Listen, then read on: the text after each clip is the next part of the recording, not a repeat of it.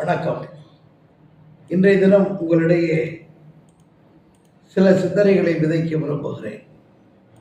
தொலைபேசியும் அதன் மூலமாக வரும் தொந்தரவும் குறித்து சில கருத்துகள். தொலைபேசி என்கின்ற உயர்ந்த கருவியை மனித உலகம் இன்றைக்கு பயன்படுத்தி மிகப்பெரிய சாதனை படைத்துக் கொண்டிருக்கிறது, மறுக்க முடியாது.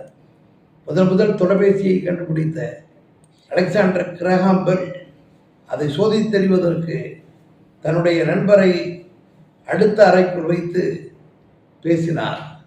பேசியதை முதலில் அவரை கேட்கச் செய்தார்.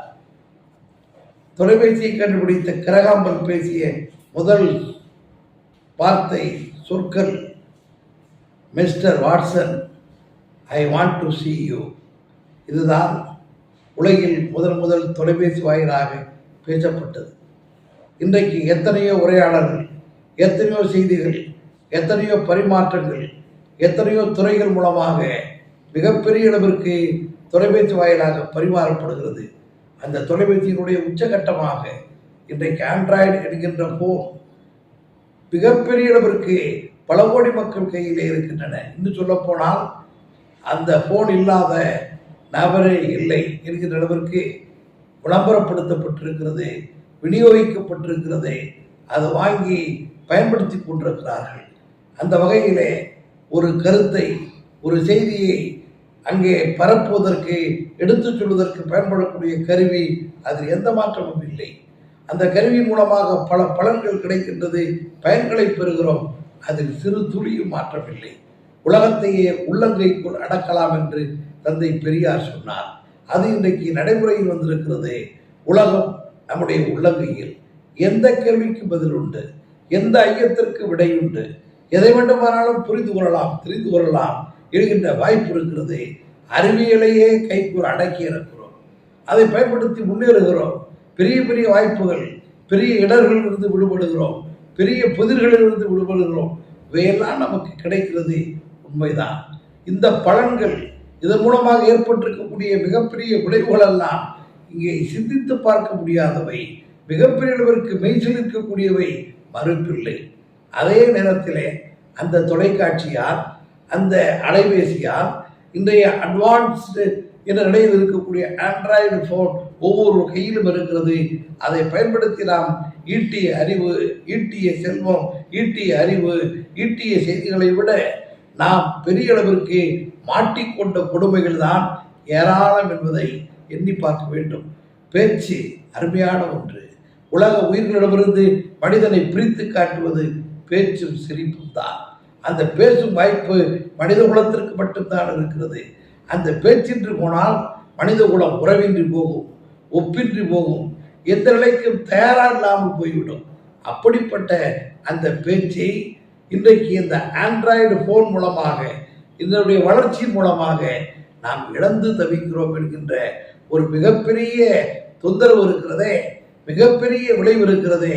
இந்த ஒரு நட்டம் எவ்வளவு ஈடு கொடுத்தாலும் தொலைபேசியால் அதை சரி செய்ய முடியாது, சரி செய்து விட முடியாது. ஏனென்றால் மகன் தாயிடம் பேச முடியவில்லை, மகள் தாயிடம் பேச முடியவில்லை, பெற்றோர் குழந்தையிடம் பேச முடியவில்லை, உற்றார் உறவினர் உறவாட முடியவில்லை, கருத்துக்களை அருகிருந்து அங்கே பகிர்ந்து கொள்ள முடியவில்லை, நேருக்கு நேராக சிந்திக்க முடியவில்லை. இப்போது பார்த்தாலும் இந்த அலைபேசியை வைத்துக் கொண்டு நாம் பார்ப்பதெல்லாம் பொழுதுபோக்கு, நாம் பார்ப்பதெல்லாம் பயங்கரங்கள், நாம் பார்ப்பதெல்லாம் மூடத்தனங்கள், நாம் பார்ப்பதெல்லாம் மனித உறவுக்கு, மனித உயிர்களுக்கு உடைவைக்கும் காட்சிகள் என நம்மை மரமாக்கி கொண்டிருக்கிறது, நம்மை மிருகமாக்கி கொண்டிருக்கிறது, மரத்து போக செய்து கொண்டிருக்கிறது. 24 மணி நேரத்தில் தூங்குகின்ற நேரம் போக மீதி நேரங்களிலெல்லாம் அங்கே அலைபேசியோடு இருக்கிறார்கள். உணவு உண்ணும் போதும் அலைபேசி தேவை, உணவு தயாரிக்கும் போதும் அலைபேசி தேவை, பிறரோடு உட்கார்ந்திருக்கும் போதும் அலைபேசி தேவை. இதை பயன்படுத்தி கொண்டே இருக்கிறார்கள். ஒரு நாளைக்கு 24 மணி நேரத்தில் பிறரோடு பேசும், நேரடியாக பேசும் நேரம் எவ்வளவு என்றால் சில பேர் 5 நிமிடம் கூட பேசுவதில்லை. இன்னும் சொல்ல போனால் எதிர்காலத்தில் இந்த நிலை நீடிக்குமேயானால் ஒருவரோடு பேசும் நிலை அற்று போய்விடும். ஒட்டுமொத்தமாக நின்று போய்விடும். இன்னும் குறிப்பிட்ட காலத்திற்கு பிறகு அந்நிலை நீடித்தால் அங்கே ஸ்பீச் தெரபி என சொல்கிறார்களே, பேசுவதற்கு பயிற்சி அளித்தல் போல வயது முதிர்ந்தவர்களுக்கெல்லாம் ஏதோ 1 வயது 2 வயது பிள்ளைகளுக்கு அல்லது 3 வயது பிள்ளைக்கு பேச முடியவில்லை என்றால் ஸ்பீச் தெரபி தரப்படுகிறது. ஆனால் இனி எதிர்காலத்தில் பேச தெரியாமல் ஆகிவிடுவார்கள். எல்லோருக்கும் பேச்சு பயிற்சியை கொடுக்க வேண்டி வரும். யாரை பார்த்தாலும் மனநோய் கொண்டவர் போல தனியே புலம்பிக் கொண்டே போகிறார்கள். யாரும் இல்லை, தனியாக இருக்கும்போது பேசுகிறான், சிரிக்கிறான். ஒரு பைத்தியம் பிடித்தவனுக்கு எது அடையாளமோ அது நிதானமாக இருக்கிறவனுக்கு அடையாளமாகிவிட்டது. நீங்கள் எண்ணி பார்க்க வேண்டும். நம்முடைய வளர்ச்சிக்கு, அறிவு வளர்ச்சிக்கு, அறிவியல் வளர்ச்சிக்கு சிறப்பாக பயன்படுத்துவோம் இந்த அலைபேசியை, இந்த தொலைபேசியை, இந்த ஆண்ட்ராய்டு போன்களை, இந்த அதி உயர்ந்த நிலையில் கண்டுபிடிக்கப்படக்கூடிய கருவிகளை தேவைக்கு பயன்படுத்துவோம், சரியாக பயன்படுத்துவோம். அதை எப்போதுமே ஹெட்போன் என்கிற நிலையிலே காதுக்குள் ஒரு கருவியை சொருகி வைத்து விட்டு, அப்படி யாரும் பேசினாலும் கூட, வெளியே வந்து நம்மிடம் பேசினாலும் கூட கேட்க முடியாத அளவிற்கு 2 ஆப்பை வைத்தது போல காதுக்குள் வைத்திருக்கிறோமே, அந்த செய்தி, அந்த ஒளி அலை இருக்கிறதே, அந்த அலை அந்த காதுக்குள் தொடர்ந்து கேட்டுக்கொண்டிருப்பதால் கேட்கும் திறனும் பாதிக்கப்படுகிறது. பேசும் திறன் போய்விடும், கேட்கும் திறன் போய்விடும். அந்த திரையை பார்த்து கொண்டிருப்பதால், அந்த திரை வெளிச்சத்தையே பார்த்து கொண்டிருப்பதால் காணும் திறனும் களவாடப்பட்டு விடும்.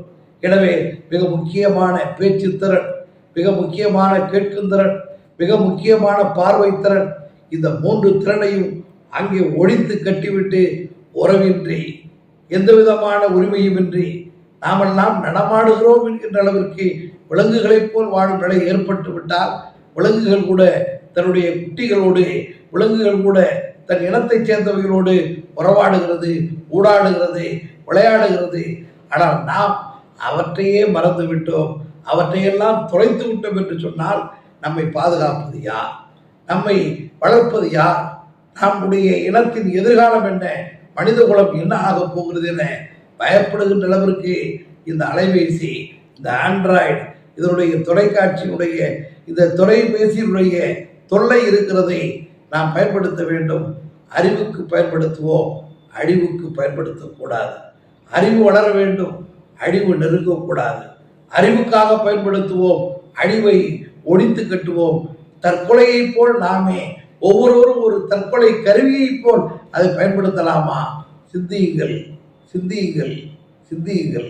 நன்றி.